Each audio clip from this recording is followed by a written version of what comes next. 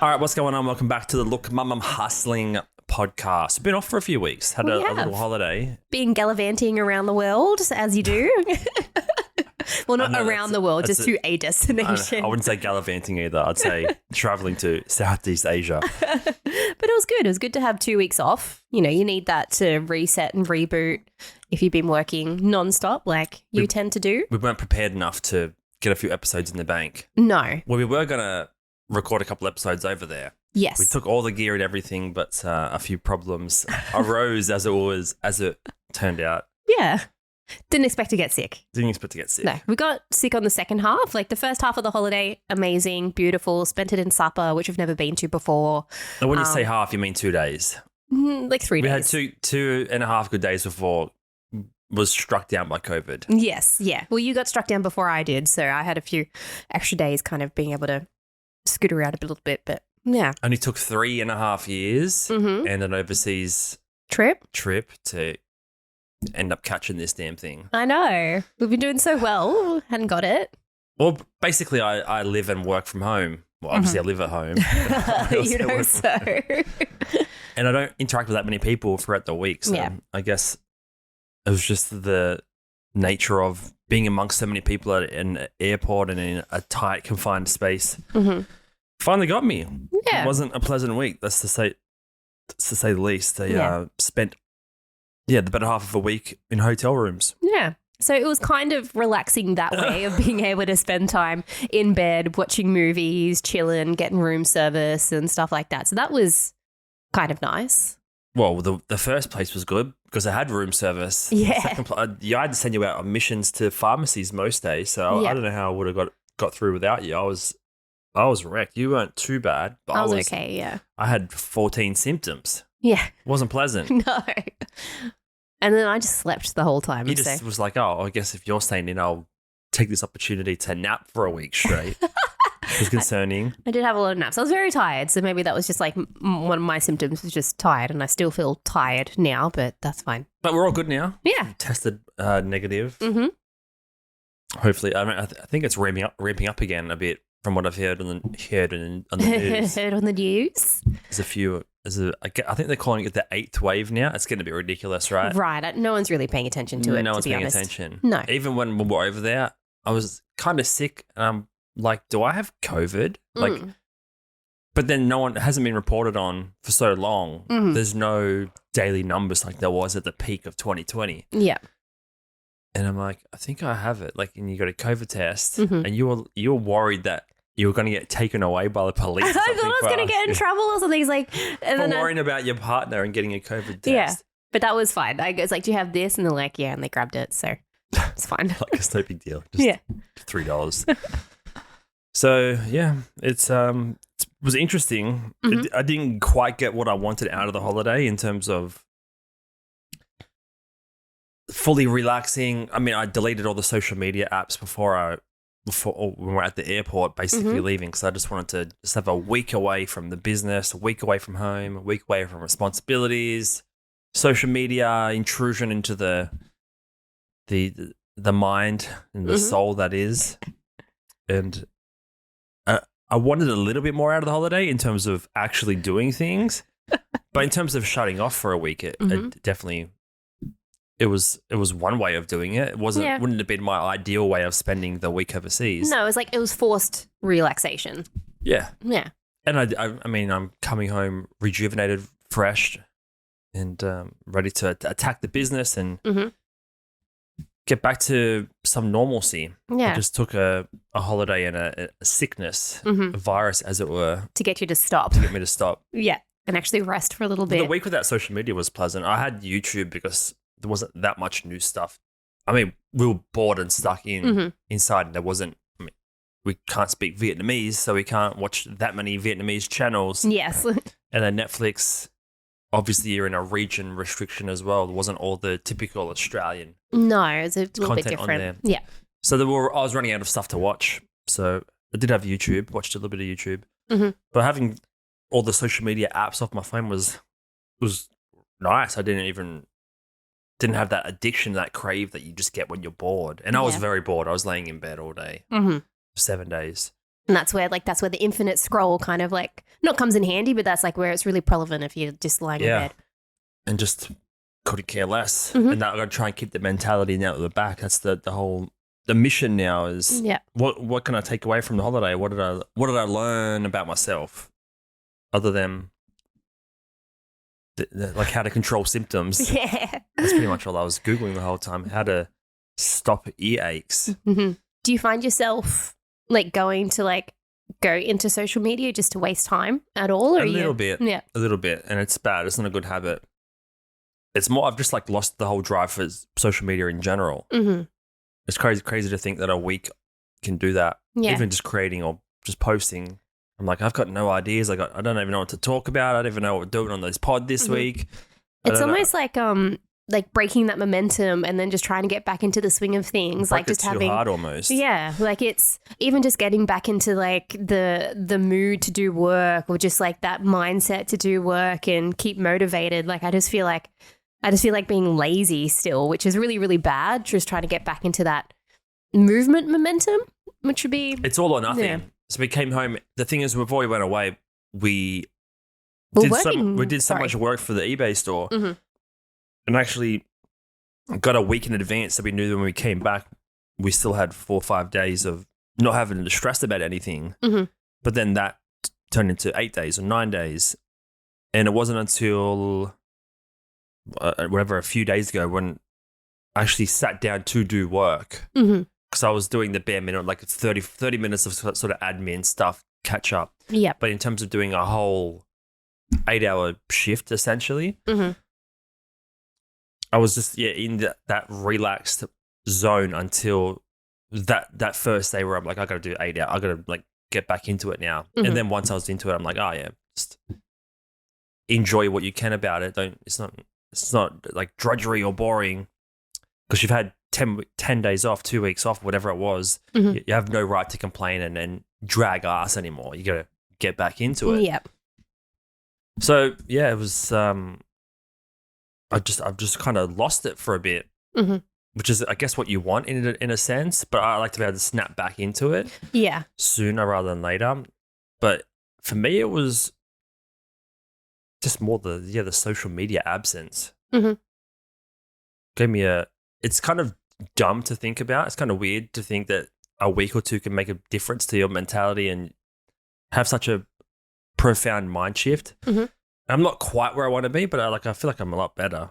Yeah. I'm just zoning just irrelevant, mundane things out and just focusing on what matters and what's important and what's fun. Yeah, because it's so easy to get caught up and just, pay attention to what other people are saying and then compare yourself and then, I don't know, not feel shame, but like feel guilt and be like, I could be doing more. And it's just more about, it's just that negative influence. And without having that negative influence, it just helps you reset to the core values of like what it is, what really matters. The thing is, the influences, I'm not saying influences like the people, but like the things that influence you, whether it's a social media post or a person or a news article, whatever it is, we're the ones that allow the association for negativity to be linked with that in the first place. A lot of the stuff is not intended to make you feel bad or worthless or lazy or slack. It's really just how we attach things to them. Our self-worth to it, yeah. Yeah, our self-worth, but just everything. Just mentality, your demeanor, your, like you said, comparison. So it's really just trying to overcome and rewrite that aspect rather than having, I guess, trying to like realign the default mentality to things or the way you consume things. Yeah. And just having nothing to consume is a great way to do that. Yes. I just wonder if you can flick it on and off faster. So when you get to, I don't know, in 12 months' time, when it starts to become boring and repetitive and you're getting back into the rat race, how soon can you like flick that switch? Yeah. Like, can you turn the switch off for a day? Does it have to be a week? I kind of want to figure out how you can shut it off for 12 hours and shut it back on. Right. And then get the same benefit after that rather than shutting everything down for a week, coming back refreshed, but then having a lag effect of 3 or 4 days to get back into it. How can you just shut it down for even 4 or 5 hours Mhm. and then flick it back on and you're a changed person, which I don't know if is technically possible. Maybe more meditation and exercise and reading and all of those sort of habits can just help your brain get to that place sooner and snap back out of it sooner. Yeah, no, that's very true. Because like the more times you do it, the easier it's going to be every time. So eventually you'll probably be able to get to that spot where there's no lag effect. It's like on and off. But to get to that point, it's going to take like work and mental training. And it's also how frequently you need to have that off switch. Yes. Basically, we're talking about hitting that off switch and then hitting the on switch. How long is the light taking to turn back to full brightness? Yes. Because you don't want to be doing it too frequently, but you also don't want to be never doing it. Yeah, because you need to have those quiet moments, those Zen kind of moments to just be able to think. And it's hard. Like it's typically hard for me to turn off. Even for a date night, I'm watching a movie. It is, to be honest, like, and you've talked about this before where it's very hard for you. We've read and talked about so many books about those, whether it's, the artist way, that artist state of just being able to switch off or, going back to your childhood and just doing those things where you're not thinking about responsibilities, thinking about work and all that kind of stuff. Like it's just not normal in this day and age, like when you're an adult, because you just have all these responsibilities and all these things to like think about. But yeah, it's just really interesting having that of just being able to live in the moment and be present rather than having to think about all the past, present, future stuff. I think you hit it on nail on the head. It's just how to become more present now. Yeah. How do you erase looking back and try and erase looking too far forward and just like crunch that timeline of what you're immediately thinking about into just the now. Yeah. Podcast is a good way of doing that. It is. You don't have time to think about what's for dinner later or the work later. It's very much a present moment for us, which is really good. And then sometimes, not in a bad way, but sometimes we won't have a lot of stuff prepared for it. So we just have to. It forces you into it even more. Exactly. Yeah. It's just like, all right, what am I currently thinking about? What's going through my mind? All right, let's talk about that. Yeah. Maybe the pod is the savior.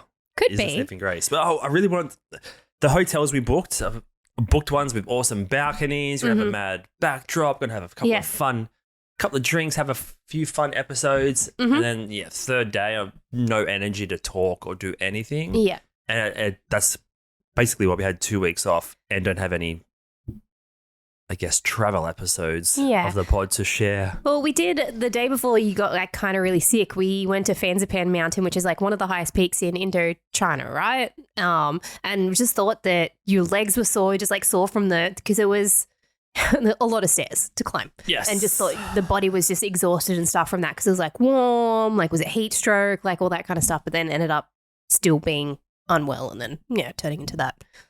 Yeah. So the plan, we've got to figure out a travel episode, on the road episode. On the road? On the road again? Well, not really again. Yeah. Try to. We'll get one next time. Took all the gear and that's what sucks the most. I know. Took all the gear, took all the camera gear.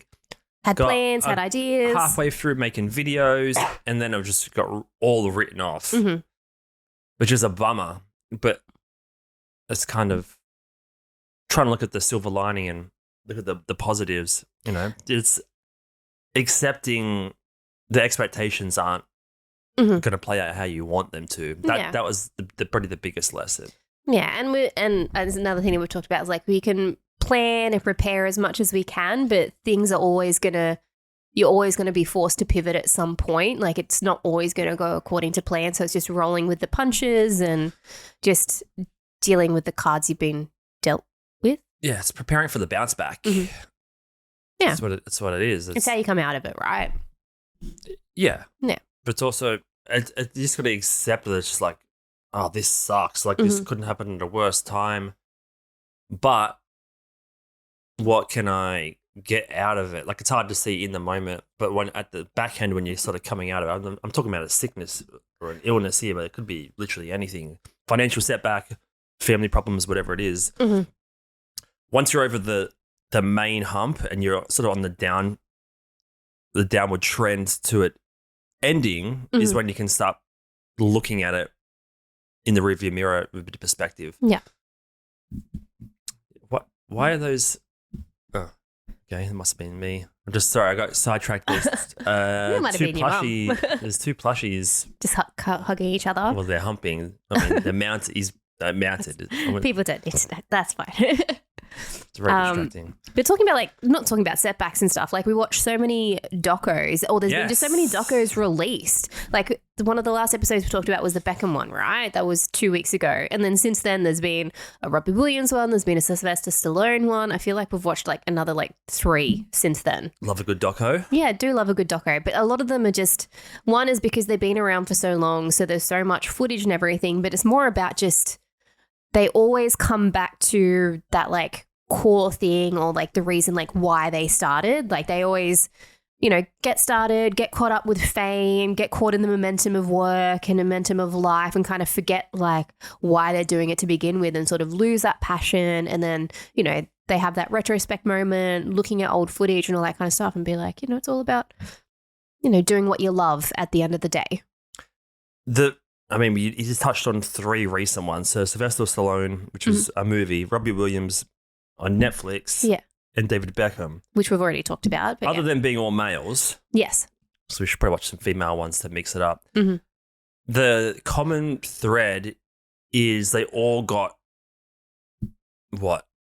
Like hounded by paparazzi and stuff. Yeah. Just huge backlash. Yeah. For being themselves. Mm-hmm.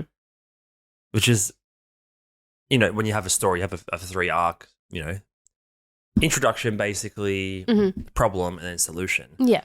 The main problem in all all 3 of these most recent ones, they just get destroyed and criticized, whether it's paparazzi or movie critics or whatever it is, for like following their gut, following their intuition, doing it their way. Yeah. And then, some of them get stuck into drugs or domestic problems or infidelity or whatever it is. And then they come out the other side like a 10 times more loving, productive, successful person. Yeah.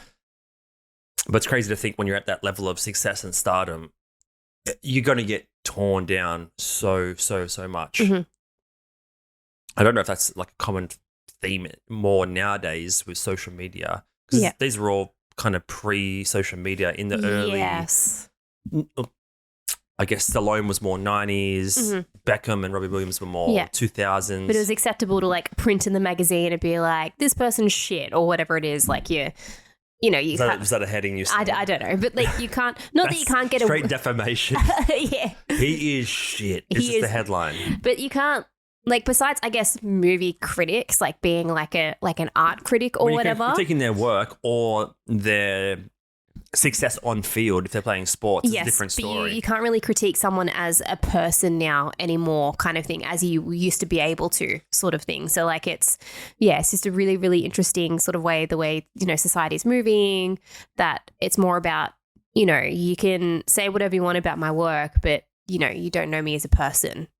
When people thought they used to have the right to like invade these people's privacy and, try to, get photos of them like having their children or, during their darkest like moments in rehab or anything like that. Like paparazzi thought they were, I don't know if they still are, like entitled to, view and show those moments, where now there's a whole bigger aspect of just keeping that personal life private and then, anything social.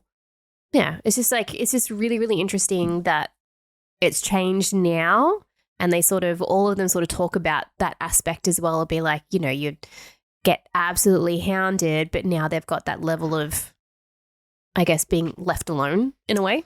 Yeah, it's like once they go through that bullshit and come at the other side, they just have more conviction in what they're doing anyway. So they just essentially double down and go harder at being themselves. Well, that was like with the Sly doco. So he had so much trouble trying to get casted because he wanted to be an actor, but no one would cast him. So he ended up, and it's a pretty well known story. He ends up writing and like directing and stuff his own thing. So he has like a place to, hone in his craft and everything. And then anytime he like went outside of his action hero bubble, he got like criticized like heavily for it. But he was always talking about, well, every time I felt down, every time I felt like I wasn't, like I was worthless, I always came back to Rambo, I always came back to Rocky and sort of like reset. That was my home base, so I could then, go out and do other more creative things. Are you getting sick? No, my nose is kind of getting blocked. I sound very blocked. I'm trying to talk and like trying to get through it so I can then breathe. Like your throat is closing as you're completing that sentence. I can't breathe. I couldn't breathe through my nose and I'm a nose breather. Yeah, it's like they just come back to what got them to the dance, right? So like Beckham went all over the place, all over the world, but basically playing for all these different soccer clubs. And then just like basically found he rekindled his passion essentially because, I mean, he moved to LA and the league was so underdeveloped and the quality of players just was nowhere near what he had been used to in England and Europe. Yeah. So it was like a cakewalk for him. And then he went back overseas for a season. And I think he was trying to like play for a team in order to get back into the Olympics, whatever it was, or to play for England. And then he came back to LA and he had sort of lost why he was playing soccer to begin with. And then he refound it. And like you said, the Sylvester Stallone thing, you move away a little bit too far where you're intended because you just want to. The thing is, they just have the courage to even pursue something different in the first place. It might not work. It might work. Yeah. And then they come back to what got them there, and then they stick in the pocket and, I guess, try things that are a little bit more creative, a little bit outside of what they're comfortable doing or had success previously doing, but not so far away that they're going to make that mistake again. They learn their mistake, if that makes sense. Yeah. Especially Robbie Williams as well. He did like a rap album, like a reggae or rap type album, and then it just got slammed. Yeah, and then he came back to his just typical like pop ballad. Yeah, and then he laughs about it now. He's like, "Look, it's about learning. These guys are all." I mean, Robbie Williams got to be at least 50. Beckham's got to be at least 50. Stallone's probably 70. Yeah, just takes time, and it's you kind of have to go through for that level of success anyway. I'm sure we could point to another 50 examples, but you kind of got to go through that awkward stage in late 20s, trial and 30s. Tribulations, right? Yeah, that's exactly right. Yeah, to like get to that point of just being able to be comfortable just doing what you want to do.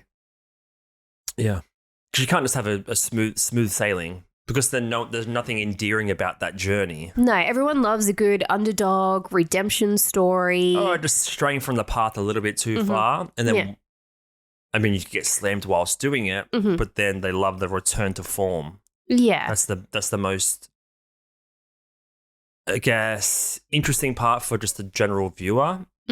Because that's where they can connect with things within themselves and then connect back with the person they used to love watching. So yeah, you can't have an endearing story if it's just smooth sailing the whole time. Yeah, exactly. You need a bit of turbulent water. You do, and that's the whole.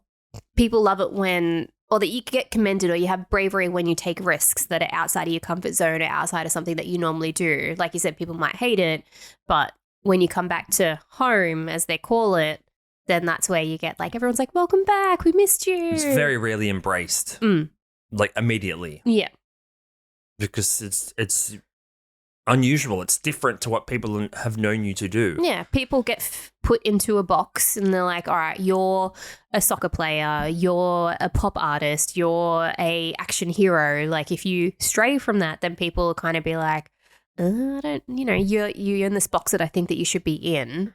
Like don't get out of it. And that's like people in general. Everyone tries to fit someone into a neat little box so they can explain it. They're like, all right, sweet, I know exactly what you're doing, exactly who you are. But as soon as someone starts straying from that, then they don't know. And it's that uncertainty that people don't like. Well, that's all true. But the box that you are put in, it kind of starts with you anyway.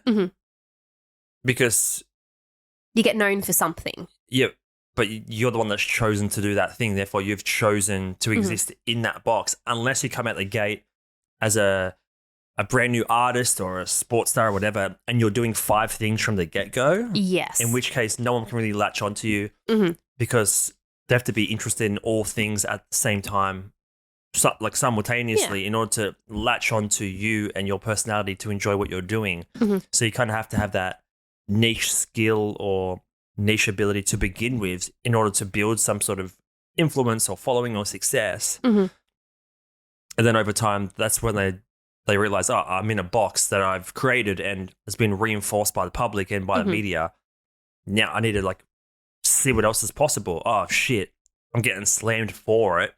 Was it even worth doing it? And then it's just a rekindling of the initial thing that got them there. Just an interesting cycle, and it's just part of journey in general. Yeah, you're gonna have that problem regardless of what you're doing.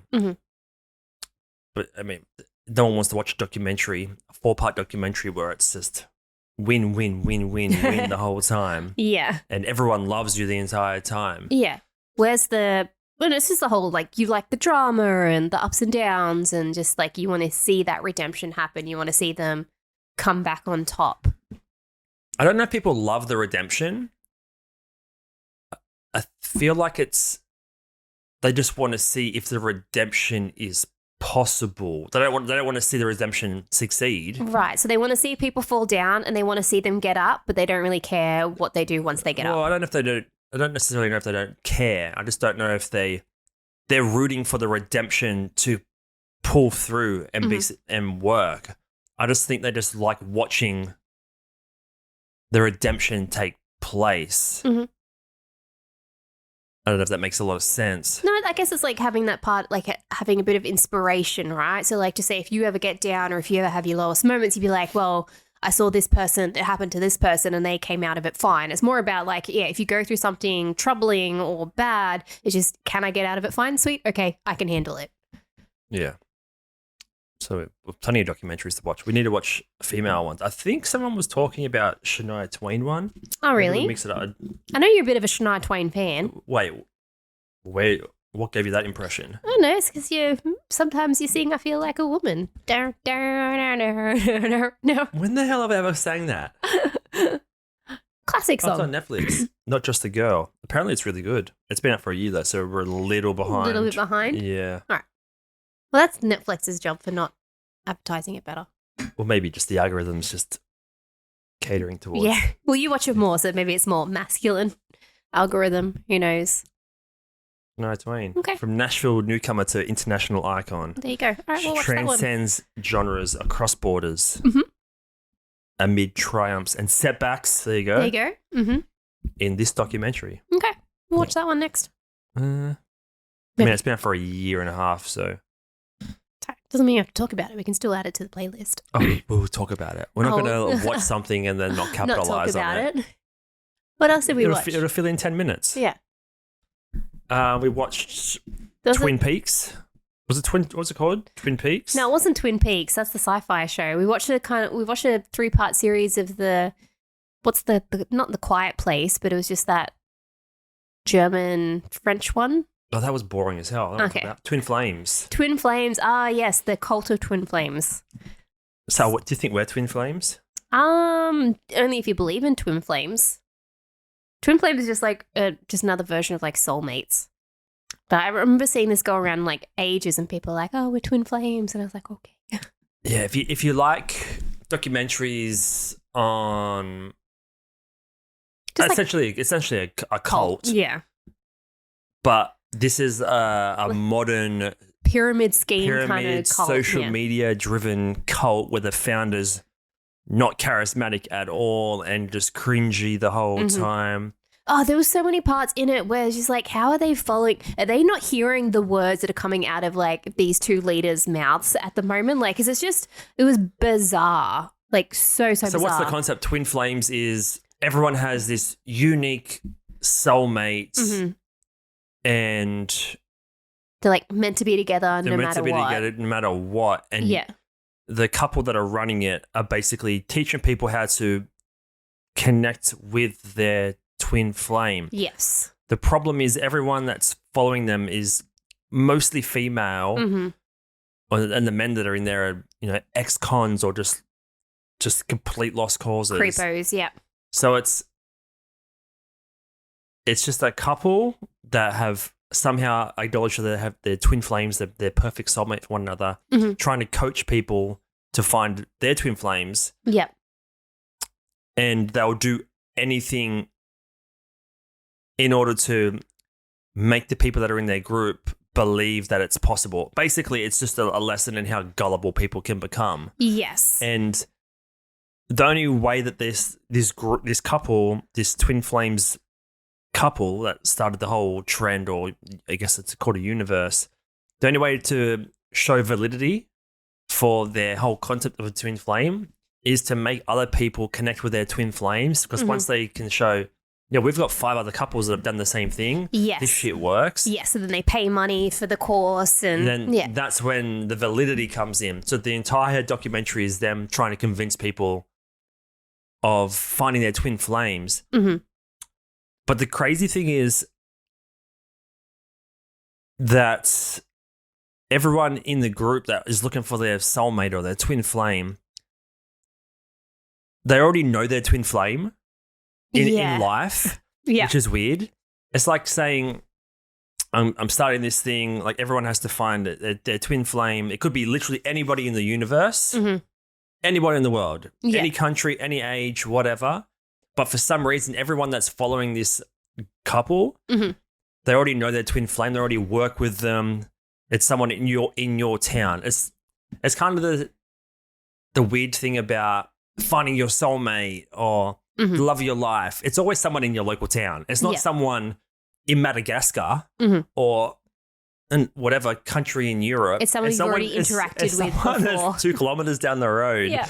So like the love at first sight and true love, like there's no possible way. There's only one person for you. Yeah. There's one person you connect with now, and hopefully it's mutual.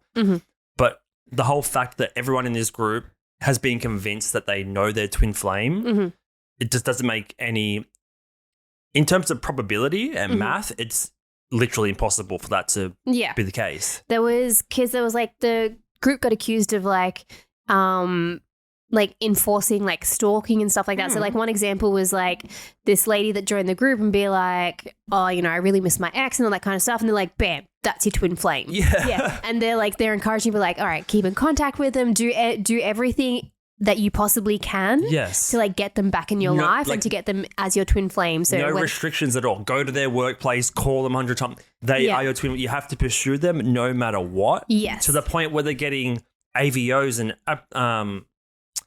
what's the American word for AVO? Like a restraining order. Yeah. So they can't come within 10 kilometers of them or whatever. Yeah. And like her ex ended up finding a new partner and had kids and stuff together, and they were still trying to convince it. And then he was like, yeah, leave me alone. If you do this, I'm going to. And then she ended up getting like arrested by the police and stuff. So it's just like, how gullible are people just in the pursuit of love? Yeah, I know. And then because the group ended up being all the guys that were kind of in the group were already paired off, then they were like, all right, sorry, we were wrong. This is like, a year or 2 down the track, and be like, sorry, we were wrong. Your twin flame's actually this other female that's in the group. Yes. So I think it's 3 episodes, right? At the end of the first episode, you're like, oh, this is just a weird love cult. How could this get any worse? Oh my God. That was just and then every episode after that, you're like, what is going on? This is just getting more ridiculous. Yeah. Sorry, you got a slobber on my face. Sorry. Thank you. Couldn't let that go for another 30 minutes. So yeah, once they've basically ruled out that the person you've been pursuing this whole time isn't your twin flame, they'd basically do a disclaimer to the group. Oh, actually, but we forgot to tell you guys for the last 12 months that most of you are probably bisexual or gay, and your twin flame is actually in this group, and they're trying to find their twin flame. So like, just hook up with them. Yeah, they made these pairings. They just announced in like a Facebook post or whatever. They just print up a document being like, Susie's gone with Rachel, Sharon's gone with James now. Like, they basically just made couples up, and everyone that existed on that list was already in the group. How can people be so gullible? I know. And then there's a whole world of people out there, and you're getting forced into a relationship with someone in this group of 50. Yeah. And then, like, as that episode goes on, people slowly be like, this is wrong. Fuck this. I'm getting out of here. And then some people are like, I guess so. And then just go, like, into it. So it's just, like, it's just a very bizarre thing. And they end up, like, it's just the guy was, like, compared himself to, like, a god or Jesus. Or halfway through, he realized we're going to get stuck getting taxed soon. Oh, that's right. So, yeah. okay, basically on camera on one of their Zoom calls, comes up with the idea of, we'll just make it a religion and we'll be in the clear. Yeah. And then in the next video, they're standing in front of in a church or whatever. Yeah. And all of a sudden they're a religion. Mm-hmm. This is just all going on online in the last 10 years. Yeah. Oh, man. That crazy documentary, not as in-depth and cultish as like Wild Wild Country, where it's a full commune and hundreds of people. Yeah. This is just a group of sad, lonely people looking for love. Yeah. And they're just exploited. 100%. Like the one girl here is like 16, 17. Yeah, her older sister was in the group, so yeah. She moves across the country to meet I can't even. The story just makes me feel sick. Like in the group, like a guy messaged her saying, "You're my twin flame" or whatever. So then the cult leaders were like, "Oh, he's definitely your twin flame. All right, better go pursue it." So then she moves. She's like 18 at this point. Moves across the country. The guy's like an ex-convict in like a really bad crowd. Doesn't have a job or anything like that. Just drinking and smoking nonstop. Yeah, and then forced to move in with him. She lives with him for like whatever, a year or something. And every time they're on like a Zoom call or trying to get, because they're basically, the leaders are trying to prove validity for the method. So they're like, talk about your relationship, talk about how successful it is, talk about how happy. It's like, I'm crying depressed. And can't say a single positive thing about the experience, but she's just believing that this guy's a twin flame. This guy just sent her like a meme on Messenger. Yeah. And the leader's basically like, that's a huge sign. He's your twin flame. That's a massive sign. Oh my Go God, for it. I can't even believe you watched that. It's a real. I can't even believe it's a real thing. And then they ended up starting to like do more and be like, all right, how can we be like more controlling? So they released like a food guide for people to like follow. Yeah, and they all got obese. Yeah, I know, because it's like a carb heavy diet. It was like, oh my God, it was so bizarre. And then like the way that pyramid scheme sort of comes into it, he was like, all right, those people that do have their twin flames, all right, now you're like council leaders or whatever, so now you can start coaching other people. So they were just turning other people into like coaches, so then they were getting like paid to be a coach as well. Like it was just, and they were like, oh, you can make millions and millions of dollars, like this is your thing. Yeah, that was forget about Sylvester Stallone, Robbie Williams, Beckham, forget all that. Twin flames, watch that one, must watch. Just creepy. If you don't want, if you just want to learn how people are gullible or just like how they, people that have like some sort of slight advantage will prey on those that are just like mental, like what's their emotionally advantage weak. though? They're just they have this amazing life that people want to copy or get. I'm sorry. So good. Don't just stop talking. You're in the middle of a pod. Hey, we had 2 weeks off. You can't just out of it. They just want to have that life as well because they talk about how happy they are together and how like amazing it is. So they're just like preying on the people that be like, oh, I want that too. Well, it ties back into the social media stuff at the start. It's just nothing online is fucking real. No, because they're all very deeply unhappy and they just like talking about how happy they are that they found their twin flame and soulmate. I'm talking about social media in general. No, I mean, but like that's the whole thing, right? So they're just like, it's a front, right? Whether it's for a cult or, people's own personal lives, like it's all a front of just like, this is what I want people to see, but it's actually not what's really happening. Social media is just a billboard for your life. It's the best parts. It's the highlights, the greatest hits. It's just everyone you follow, there's some shady aspect to them. Mm-hmm. What's your shady aspect? I guarantee if you spent 24 hours with anyone you follow online, you might not want to follow them anymore. Mm-hmm. Very few people are an open book. And when they say they're an open book, repeatedly, they're not an open book. No, they're just saying that to pretend that they are.